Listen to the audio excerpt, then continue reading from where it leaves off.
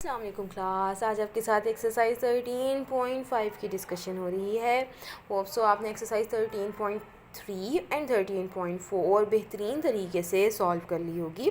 13.5 में हमने सारे पिछले फार्मूलाज को भी सामने रखते हुए क्वेश्चंस को सॉल्व करना है। क्वेश्चन नंबर 13.3 में वो आपसे यूनिट टेंजेंट भी मांगता है, वो आपके साथ प्रिंसिपल नॉर्मल की भी बात करता है। उसने इस एक्सरसाइज में आपके साथ एक टर्म यही पढ़ी यूज़ की, वो है binormal and torsion and tangential and the normal scalar and the component of acceleration. ठीक है जी, तो that is A T and A N, ये हमारे पास कंपोनेंट्स हैं एक्सेलरेशन के। तो हमने आज की एक्सरसाइज को हम सॉर्ट आउट करते हैं। ये फार्मूलाज हैं, इनको ध्यान से देखिएगा और इनको अपनी नोटबुक पे नोट डाउन कर लें। एक्सरसाइज में आपके पास क्वेश्चन नंबर 1 to 8 में जो भी क्वेश्चंस उसने दिए हैं वो आपके पास प्रीवियस एक्सरसाइज के 9 to 16 वाले क्वेश्चंस हैं। जल्दी से अपने पेजेस को ज़रा बुक में आप ज़रा पेजेस को रिवाइज़ करें और चेक कर लें कि आपके पास क्वेश्चन नंबर 1 जो है एक्सरसाइज 13.4 का क्वेश्चन नंबर 9 है, क्वेश्चन नंबर 2 एक्सरसाइज 13.4 का क्वेश्चन नंबर 10 है। ठीक है जी, सेम लाइंस पर आपके पास ये सवाल यहाँ पर इस तरह से दिए गए हैं।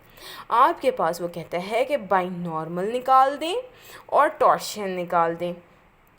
ठीक हो गया, तो आप लोग पहले कैलकुलेट करवा चुके हैं, मैं यहाँ पर नहीं कैलकुलेट करा रही, लेकिन पेपर में आपको क्वेश्चन आएगा तो आप पहले यूनिट टेंजेंट निकालें, यूनिट टेंजेंट निकालेंगे, फिर आपके पास यूनिट नॉर्मल निकालेंगे, देन आप कर्वेचर निकालेंगे और फिर अगली सारी बातें आप कैलकुलेट कराएंगे। ये वेक्टर वी आर मेरे पास मौजूद है, वेक्टर वी आप पीछे कैलकुलेट करवा चुके हुए हैं, टी आपके पास ये था, एन उस क्वेश्चन में ये था और आपके पास कर्वेचर आपका 3/25 था। बाइनॉर्मल आपको कहता है that is T cross product of T and N. तो लें जी, इसका क्रॉस प्रोडक्ट ले लें, हमें क्रॉस प्रोडक्ट लेना आता है। किस किस का? आपने टी और एन का क्रॉस प्रोडक्ट लेना है, डेट इज़ +0 के। ठीक हो गया। इसमें आप जब इसको आप खोलते हैं तो हम कहते हैं आई एज इट इज़, आमने वाली आई की रो और कॉलम को इग्नोर कर दें, बाकी टर्म्स को आमने सामने मल्टीप्लाई करवा दें और दरमियान में साइन आपका माइनस का रहेगा, तो आपके पास फाइनल आंसर ये आएगा। उसके बाद सेकंड टर्म माइनस की, उसमें आप इसका कॉलम और इसकी रो को इग्नोर कर देंगे, बाकी एलिमेंट्स को आपस में मल्टीप्लाई करा देंगे और सेम बिहेवियर आपका के साथ चलेगा। ओके जी, हमने बाइनॉर्मल कैलकुलेट करवा लिया और मैंने यहाँ पर भी इसको एक अदद बॉक्स में इनक्लोज कर दिया। उसके बाद नेक्स्ट मैंने टॉर्शन कैलकुलेट करवाना है। टॉर्शन में वो कहता है वेलोसिटी एंड एक्सेलरेशन का क्या लेना है जी? क्रॉस प्रोडक्ट लेना है। तो मैंने पहले इसको दोबारा से डिफरेंशिएट करवाया और अपनी एक्सेलरेशन को कैलकुलेट करवाया, क्योंकि मुझे पता है कि वेलोसिटी का अगर मैं डेरिवेटिव लूँ विद रिस्पेक्ट टू टी तो आपके पास एक्सेलरेशन यहाँ से जनरेट होती है। नहीं जी, मैंने v और a का क्या करवा लिया? क्रॉस प्रोडक्ट ले लिया। उसके बाद उसका मैग्नीट्यूड ले लिया। चूँकि फॉर्मूला में आपके पास वो स्क्वायर ले रहा है, इसलिए मैंने लास्ट स्टेप में उसको स्क्वायर ले लिया। ठीक हो गया। अच्छा, अब देखिएगा इसके फॉर्मूला में वो क्या कहता है, वो कहता है x का डॉट मतलब x का derivative, first derivative with respect to T, x double dot का मतलब क्या हुआ? Double derivative with respect to T, and x triple dot का मतलब क्या हुआ? Triple derivative with respect to T. तो ये मेरे पास x है, ये y है, ये आपका z है।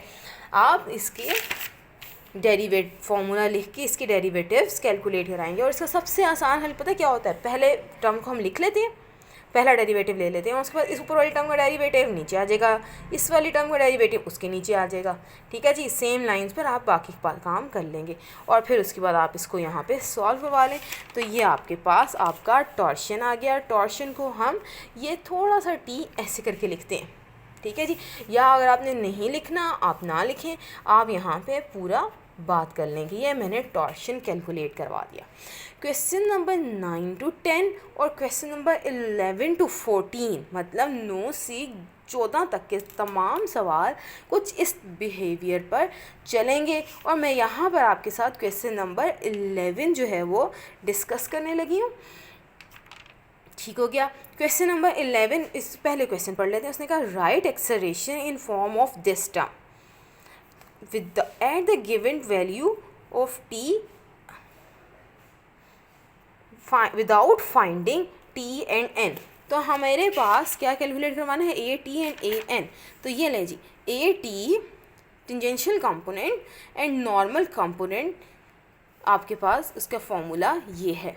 तो वो क्या कहता है, वेलोसिटी कैलकुलेट करा लें तो क्या करेंगे, इसका डेरिवेटिव ले लेंगे, वेलोसिटी का मैग्नीट्यूड ले लेंगे और मैग्नीट्यूड का आपने क्या लेना है, फर्स्ट डेरिवेटिव। तो आपके पास ए टी आ जाएगा। सेम लाइंस पर हमने क्या कैलकुलेट करवाना है, ए एन, उसके अंदर वो क्या कहता है, एक्सेलरेशन का मैग्नीट्यूड। तो हम इसको इक्वेशन नंबर 2 का नाम देंगे, इसका इसका अगेन डेरिवेटिव लेंगे तो आपके पास ये वैल्यू आ जाएगी और इसका मैग्नीट्यूड कैलकुलेट करा लें।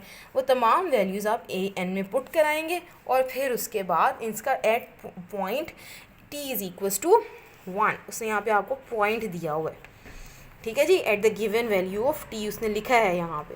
तो हमने यहाँ पर इसको सॉल्व करा लिया। इसको आप विदाउट टी और एन टेंजेंट और नॉर्मल को कैलकुलेट करवाए बगैर आपने इसका आंसर देना है। Question number 9 to 10 and 11 to 14 में सेम डिस्कशन कुछ इसी तरह से चलेगी।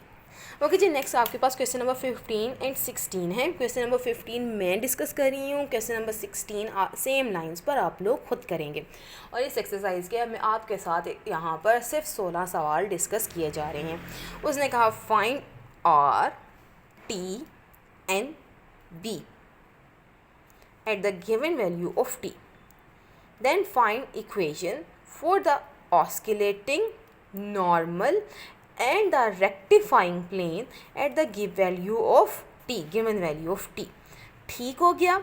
तो मैं आपके साथ, आप टी एन और बी पहले कैलकुलेट करना जानते हैं। बेसिकली ये क्वेश्चन आपको इस लास्ट स्टेप के लिए मैं आपके साथ डिस्कस करवा रही हूँ।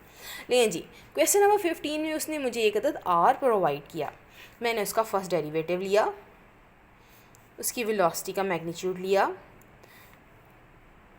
टी का फॉर्मूला लिखा और इसके अंदर वैल्यूज़ को पुट करा दिया। उसने कहा value of T at the given value of small T आपने कैलकुलेट कराना है। तो आप at T is equals to π/4 पे इसका ये आंसर कैलकुलेट करवा लेंगे।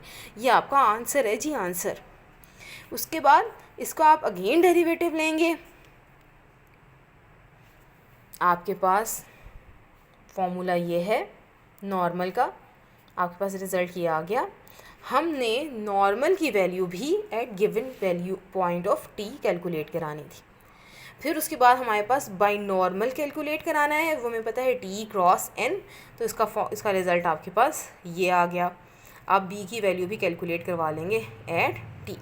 अच्छा, अब आपने कैलकुलेट करवाना है equation for oscillating, normal and rectifying plane. तो याद रखिएगा, B binormal is always normal to the oscillating plane. सही है क्लास। हम इन तमाम को सॉल्व करने से पहले अपना आर कैलकुलेट कराएंगे eight the given value of T. इससे आपके पास आपका रिक्वायर्ड पॉइंट जो है वो जनरेट होगा। ले जी, आर एट π/4 आपके पास ये आ गया। तो इससे पता चला कि आपका पॉइंट क्या था, वो आपके पास ये है।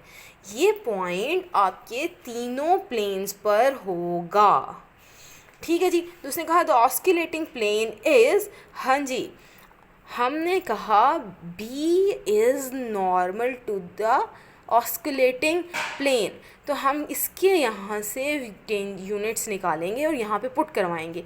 हमारे पास फॉर्मूला क्लास क्या रहा है, a into X minus X not plus B into Y minus Y not plus C into z minus z naught is equals to 0, where p gives up you the x naught, y naught and z naught, and ai plus bj plus ck is the vector that is normal to the plane। ठीक है जी। तो ये आपके पास b normal है, तो इसमें आपके पास वैल्यूज़ क्या थी, 0i plus 0j plus k। तो आपके पास 0 into X minus 1 over square root 2 minus 0 into plus 0 into Y minus 1 over square root 2 plus 1 ठीक है जी, +1 into z minus 1 is equal to 0, तो ये आपका आंसर है। नेक्स्ट में उसने आपसे कहा t is normal to the normal plane, तो आप यहाँ पर t वेक्टर जो आपने कैलकुलेट करवाया ये इससे बातें कराएंगे, इससे बातें कराएंगे, ठीक है जी। तो that is -1/√2 into X minus 1/2 plus 1/√2 into Y minus 1/2 plus उसमें आपके पास के का कॉम्पोनेंट क्या था, 0 था, तो आप यहाँ पे क्या लिखेंगे 0 इंटू z माइनस 1। तो लें जी, इसको आप प्रॉपर जब सॉल्व करेंगे तो ये आपका क्या है, नॉर्मल प्लेन। उसके बाद जो रेक्टिफाइंग प्लेन है उसके अंदर जो कैपिटल N है, जो आपने अभी यूनिट नॉर्मल कैलकुलेट करवाया, unit normal is always normal to the rectifying plane. Class खुदा के लिए इन टर्म्स को याद रखिएगा, क्योंकि अगर आपको ये याद नहीं और ये वाली बातें आपने सही तरह से पीछे नहीं की हुई तो आप ये क्वेश्चंस अटेम्प्ट नहीं कर सकते। ठीक हो गया, तो सेम लाइंस पर आप इस क्वेश्चन को सॉल्व करवाएंगे। थैंक यू जी, इंशाल्लाह होप सो आपको ये लेक्चर समझ आया होगा। इंशाल्लाह नेक्स्ट आपके साथ चैप्टर नंबर 14 के साथ डिस्कशन होगी। अल्लाह हाफिज़ जी।